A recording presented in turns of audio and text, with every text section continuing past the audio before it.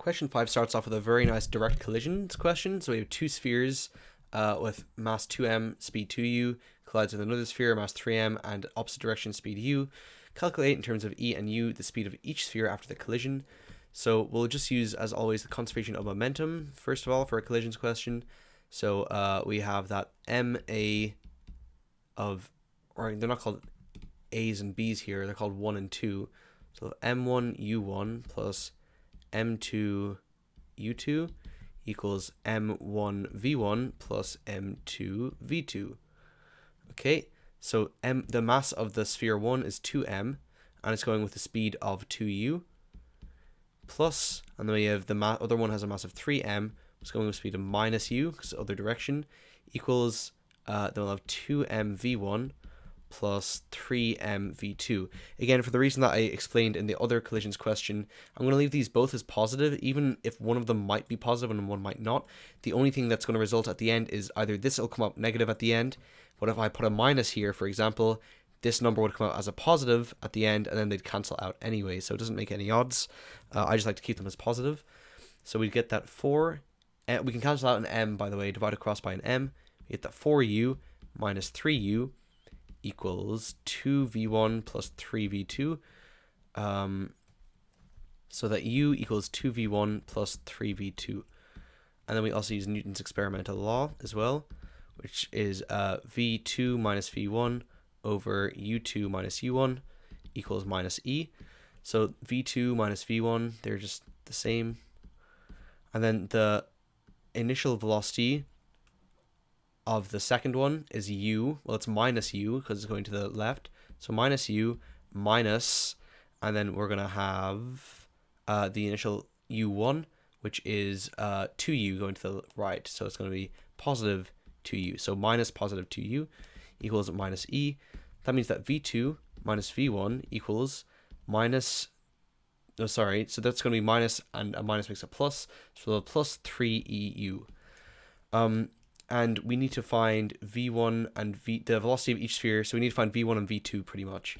So if we say that v2 equals 3eu plus v1, we can then sub that into our equation up here. So u equals 2v1 plus 3, and instead of v2, I'm going to write 3eu plus v1. So you have that u equals 2v1 plus 9eu plus 3v1. Bring the 9eu to the other side. U minus 9eu equals 5v1, which means that v1 is going to be u, or you can factor out a u actually, 1 minus 9e all over 5. And then v2 is just 3eu plus v1. So we'll have that v2 equals 3eu plus u minus 9eu over 5. So that's the same as v1. And now we can combine. So 3eu is the same as 15eu over 5. Now I can combine these so that v2 equals, we'll have u, and then 15 minus 9 will be 6. So we'll have plus 6 eu over 5, which means that v2 equals u times 1 plus 6e over 5 as the velocity of the second sphere. So there's our answers. That's in terms of e and u, the speed of each sphere. Here they are. So the speeds v1 and v2. Next part's a little unusual, but it just says calculate the range of values for e such that after the collision they move in the same direction. So that means either both of the velocities need to be positive or both of them need to be negative. So we need v1 and v2 both positive, or both negative. We kind of have to analyze what's going on here to see that. So we can see that for v2, no matter what e is, remember e can only be between 0 and 1. No matter what we put e as between 0 and 1, this is always going to be positive. Because if it's 0, it's going to be 7u over 5. And if it's 1, sorry, if it's 0, it's going to be u over 5. And if it's 1, it's going to be 7u over 5. It's positive either way. So v2 will always be positive,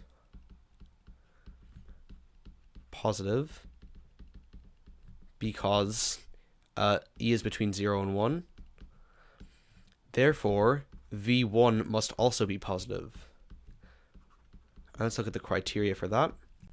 So you can see here, if this part, so we have positive, positive. If this part is also positive, the whole thing will be positive. But if this part in the brackets is negative, then the whole thing will be negative, because a negative times these positives will give us a negative. So this part in the bracket needs to be bigger than 0. That means that 1 minus 9e has to be greater than 0. Because if it's equal to 0, well, if it's actually, it can be equal to 0 as well, because you can see that if we have 1 minus 0, that's still going to be a positive number, because that'll be u over 5. So it can actually need to be greater than or equal to 0.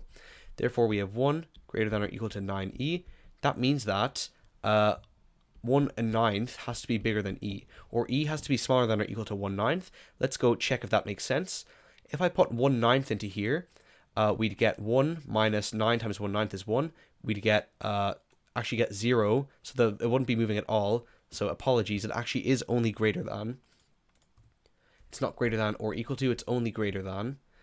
Because if it's equal to 1/9, we have 1 minus 1, which is 0. That means it's not moving, so it's not moving in the same direction. If it's smaller than 1/9, for example, if this was 0.1, we'd have 1 minus 0.9, that's 0.1, that's still positive. But if it's bigger than 0.9, like imagine e was 1, for example, we have 1 minus 9, that's minus 8, now it would be negative. So this makes sense. E has to be smaller than 1/9. But it also told us at the start that e has to be bigger than 0. Therefore, we need to write a little range. So 0, e has to be between 0 and 1/9. It can be equal to 0, and it's fine, because then we'd have just u times 1 over 5, that's still positive. And it can't be equal to 1/9, because as we said there, then the velocity would be 0. So that's our answer for part 2. Part B was a pretty nice uniform motion question, and since there's only one object involved, velocity time graph is how I went about it. You can use the equations of motion, but a velocity time graph will just be faster, since I'm actually not going to draw a very fancy one, I'm just going to do a rough one. Because there's only one object, it's easy to do it on a velocity time graph. So, departing from Connolly Station and accelerates uniformly from rest for t1 seconds until it reaches the speed of v. So we're starting from rest, going up until here. Let's say this is the velocity v, and now here we're at time t1. Okay, then it maintains this speed for t2 seconds. So we'll go across, and this part here is equal to t2. This section, so that this part's t1 plus t2, which I'm not going to write in, just because it's actually easier if we keep them as lengths instead of like a graph kind of thing. So this is t1, this is t2, and then it decelerates to rest at a time of t3 seconds. So this takes t3 seconds. Okay, total time taken is capital T. Show that capital T is 2d minus 2t2v over v, where d is the distance between Connolly and Pierce Station. So we know that the area under the graph will be equal to the distance traveled. So we know that the distance, d, will be equal to, I'm going to call these S1, S2, and S3. So S1 is going to be equal to v times t1 over 2, vt1 over 2, because half the base times the height, plus this distance will be S2, will be t2 times v, so vt2. And then finally, the last one will be vt3 over 2, again, because it's a triangle, half the base times the height. You notice in our answer, we don't actually have any t1s, and they tell us that t2 equals 2t1. So since we don't have any t1s here, we want to get rid of this t1. So I'm going to replace this t1 with a half t2, because if t2 equals 2t1, then t1 is a half t2.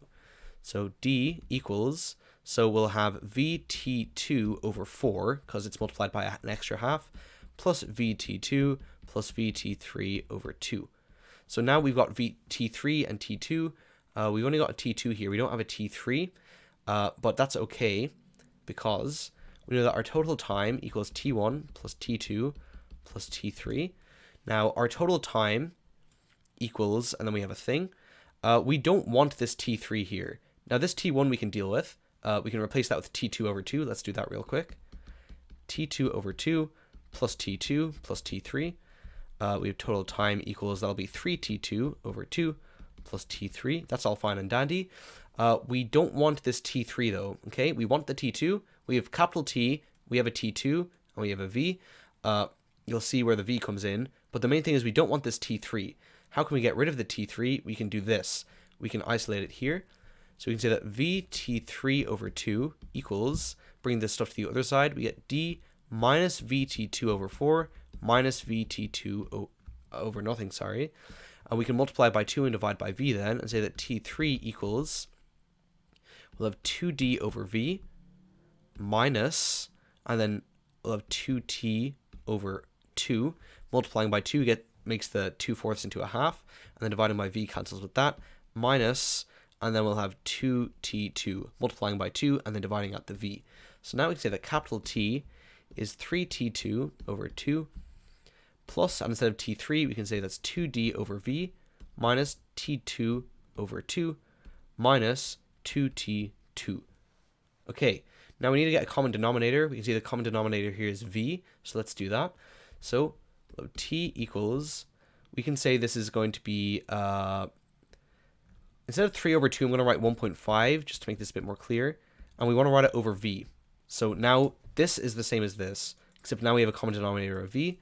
Then we'll have plus 2d over v minus, and then here I'm going to write this as 0.5 t2 over v. Again, just because we don't want two things on the denominator, we just want the v.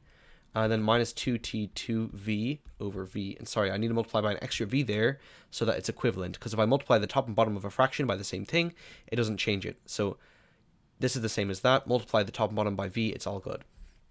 Now we just need to simplify. So 1.5 t2v minus minus 0.5 of the same thing. That'll give us 1. And then we have minus 2. 1 minus 2 gives us just minus 1 of that.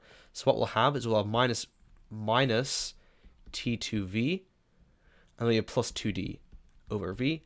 Let's double check what the question asked.